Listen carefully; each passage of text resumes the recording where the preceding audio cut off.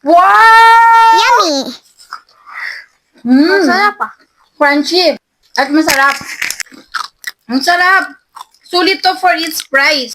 Masarap talaga. Grabe oh. Hindi tinipid yung feelings. Kaya pala nag-viral itong Dubai chocolate kasi masarap naman pala talaga. At worth it for its price.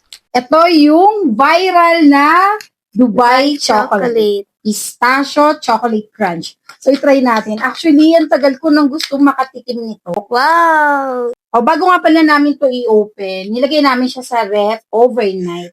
Wow! Wala pa. Ganyan po kalaki yung Dubai chocolate. Okay. Ang kapal ng chocolate niya. Namiss ako kasi hindi siya ganon katamis. Sarap niya. Grabe. Must try ito. Kaya ilalagay ko yung link ng Dubai chocolate na to sa aking yellow basket para matry nyo na rin. Kaya, Check out na. check out that. Na-busy na siya sa kakakain. Ang sarap naman kasi talaga. Grabe, in fairness. Ang sarap. ASMR muna ako.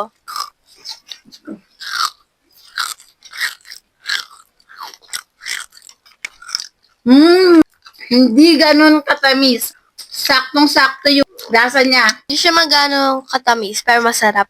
Ang sarap! Nakailan na ako. Kain na tayo ng Dubai chocolate. Kain na tayo!